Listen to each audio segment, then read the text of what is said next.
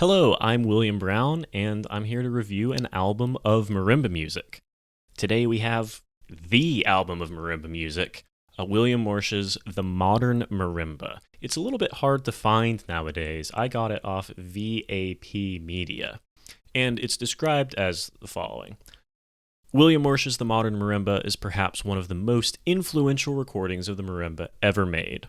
All of the works recorded on this CD have come to be the standard warhorses in the repertoire. 4 of the 5 works included in this recording were written expressly for Mr. Moersch, and all 5 representative composers have become household names in the world of percussion literature. Very true. However, I've never listened to this album before. In all my years of playing the marimba, being a percussionist, I've never actually taken a full listen through this album. It was a real treat. I've now listened to all the tracks, and it's time to get into reviewing them.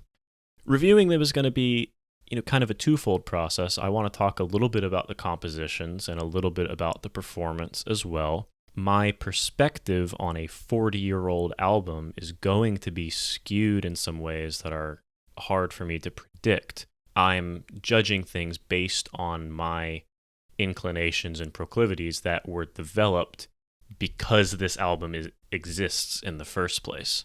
The first piece on this album is Reflections on the Nature of Water by Jacob Druckmann. This is my favorite work in the literature.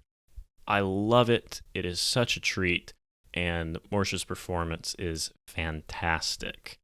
It's got 6 movements, all of which reflect a different characteristic of water. So let's go ahead and dive in here to his premiere, basically, performance of this amazing work.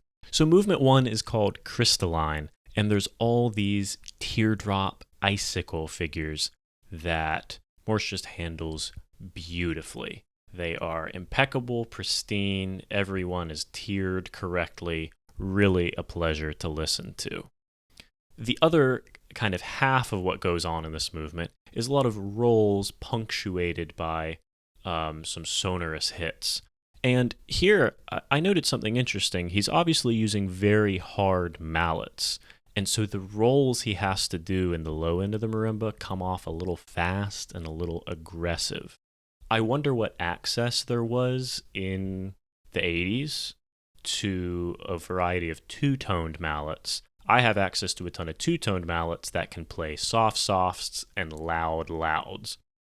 They're perfect for Reflections on the Nature of Water. I really use them. I wonder if Moersch not using them is a deliberate choice or a reflection of what he had available. So somebody older than me can enlighten me to that. Movement 2, it's another place 2-tone mallets really help. He provides a very aggressive and clear performance throughout. I personally enjoy taking my time with this movement a little bit more. However, it is titled Fleet, so I think there's nothing wrong with Moersch's approach of really pushing all the way through it. Movement 3, Tranquil. He has a really beautiful tone on this movement. My one problem is that the bouncing figures at the beginning and they reappear throughout. I think they should have a bit more of a logical momentum, either slowing down as if they are an echo or speeding up as if it's a gradually rippling drop continuing to fall. However, again, just a beautiful tone on this. Movement 4 is a really confident performance of gently swelling. He just goes right through it with such ease. It's incredible to hear. A fantastic performance of this 4th movement of Reflections on the Nature of Water. Movement 5 is titled Profound. Personally, from a production end, I would amp up the reverb on this a little bit and really sit in the lush harmonies that are created here. This is the one movement that is the least related to an actual characteristic of water and more of a feeling. I believe Druckmann's son describes this as the mist rising off a clear mountain lake is the image that Profound brings. And I just love sitting in this movement, so I could have used a little bit more of that relaxation. There are stunning dynamics from Moersch here, and there's a beautiful disintegrating passage of rolls he does twice on page 2 that is so effective, and I will be listening to that a lot in the future to prepare for my own performances of this movement.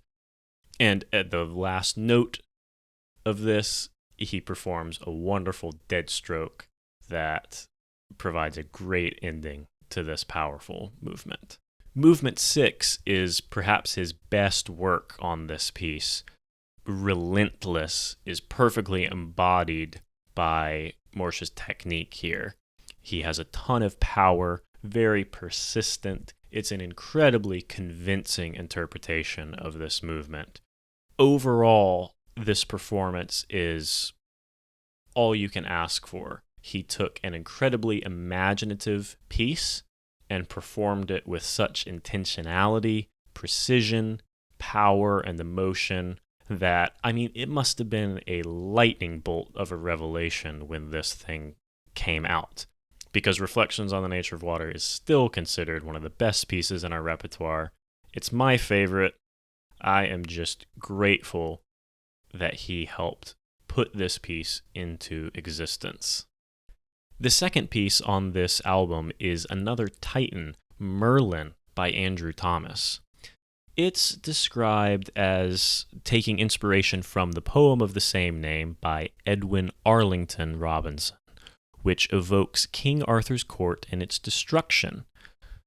It's an incredibly imaginative and inventive piece that kind of creates a whole rhythmic, harmonic, and technical language for the marimba that is tough as nails to play. There are two movements. Movement 1 is a very difficult chorale that Moersch plays with wonderful control and perseverance. This is a chop burner, and he just pushes all the way through with no issues. The types of rolls used, there are a lot of different approaches that I've seen. You can play a standard marimba roll, you can do a ripple, you can do 2 one-handed rolls at the same time. It seems to me that Moersch is using a ripple roll. It could be 2 one-handed rolls through most of the quiet sections, and then when he needs a lot of dynamic impact for like a fortissimo hit, then he's using a standard roll to make sure that he can get that volume. I actually sent him a message on Facebook to ask what exactly he used. I've chatted with him a couple times in the past, so we will see if he gives me an answer, and I will put it in the comments. Movement 2 of Merlin is legendary for its difficulty, and this is a really good performance of it. He nails the mood, all the inflections. There's these famous crazy runs that are all in unison, or they go from you have to stretch your arms to the top and bottom of the instrument. Moersch puts no drama in those. He plays them as they need to be played in order to keep the momentum and the arch of the piece going, but it seems like he's not interested in playing them as drama for drama's sake. He does what he needs to, doesn't push too hard. He provides everything that you'd want to hear in a recording of Merlin here. I'm going to say this is a gold standard recording, regardless of any modernization of techniques or practices that may have happened since. I was really struck by this wonderful, unpretentious, completely controlled approach to one of the most difficult pieces in the repertoire. So, well done. In discussing the overall composition of Merlin, my main thought is that this piece should always be played in its entirety as a pair of movements. It's so often the second movement is excerpted in competitions or something to show off technical skill, but I'm not sure either movement stands alone. The first movement especially sets such a stage on which the second movement can enter and perform. So always perform this piece in its entirety. Don't slice these movements in half. It doesn't do it justice. I am not familiar at all with the next piece on the program, Suite for Marimba by Erwin Bazelon. Suite for Marimba doesn't give us any info in the title, neither do the movement titles. Movement 1 slow, movement 2 fast, movement 3 lively, and movement 4 slow. Now, based on just the description as a suite and those very standard tempo markings, you may expect this to adhere to some rules of like a classical dance suite. It does not. Erwin Bazelon is a student of Darius Milhaud, and the suite makes full use of Bazelon's unique vocabulary of complex polyrhythms and jagged accents. Indeed, it does. I'm going to pick on this piece just a little bit. Movement 1, slow. Moersch plays this with a ton of clarity. It does have jagged dynamics and complex polyrhythms, but there was nothing for me to grab onto contextually to understand what's happening. Sonically, it's a very well-prepared marimba. It's a gorgeous sound with a lot of depth in both dynamic color and, expressivity across the range of the instrument. But thematically, there's just nothing to grab onto here. Movement 2, fast. It doesn't seem any faster than movement 1. It just seems to have more of these gestures. Moersch continues to play this with a lot of clarity and precision. Once again, I just don't know what to grab onto as a listener here. In movement 3, lively, we do get some cohesive, almost ragtime-ish material here. Reminds me a lot of what you can hear in Paul Lansky's Hop. And, it just sounds really hard to play. And you can't ask for a better performance from Moersch.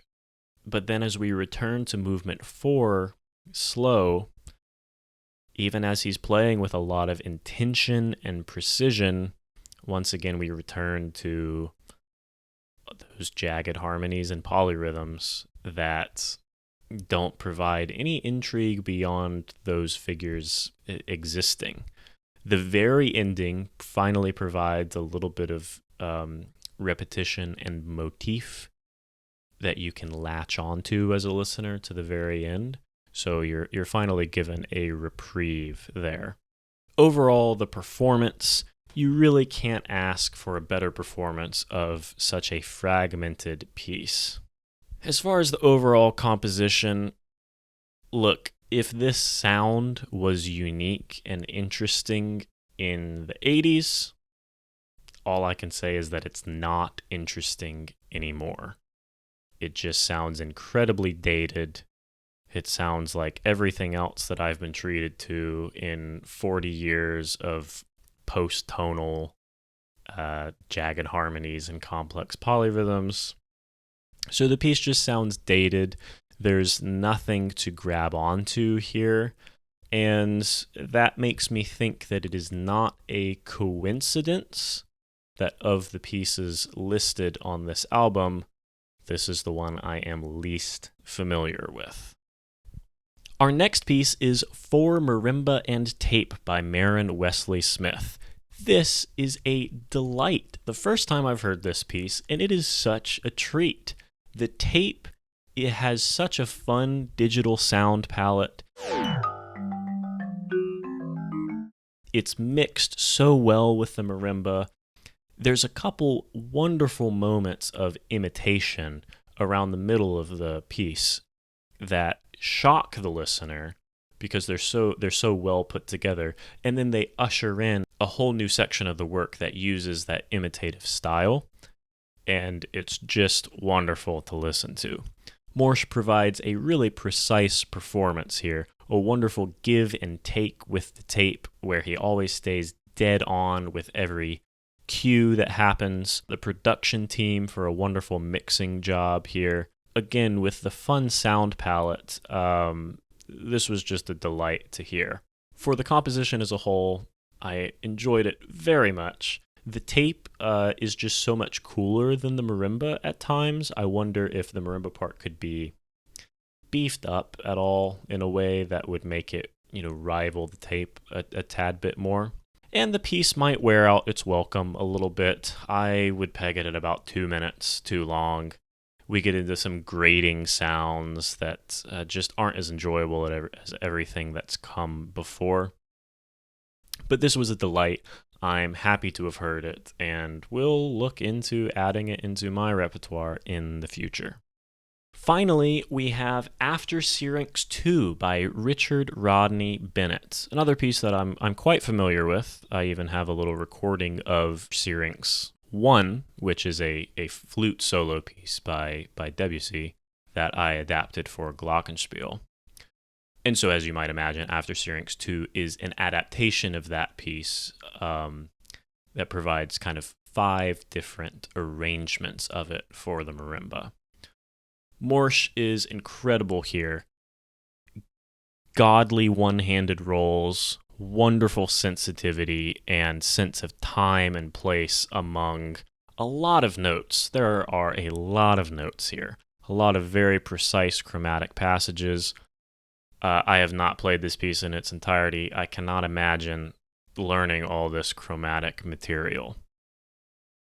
As far as the composition, I'm a bit torn on this piece. I don't know if I like this piece or if I just like Debussy, and so I like this piece by association.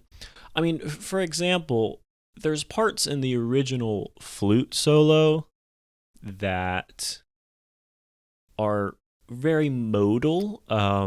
There's one part that's actually quite pentatonic, I think. And that's Debussy is no stranger to that. But those sections are almost entirely omitted in any of the more creative adaptations that Richard Rodney Bennett takes here. I think if he was a bit more honest about exploring the material, he wouldn't always end up with such a chromatic sound palette. We would venture into more tonal areas sometimes. As a whole, despite my small gripes, this album is the gold standard. Innovative repertoire performed with intentionality and skill. These pieces are treasures, as is this recording, and we need much more of this in the marimba repertoire.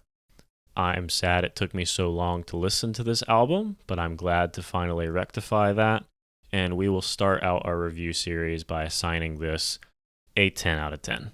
Have you played the pieces on this album? Have you heard this album? Do you vehemently disagree with some of my takes about this album? Let me know in the comments. I will let you know if Moersch ever gets back to me about that sticking in Merlin. And I look forward to doing some more reviews here.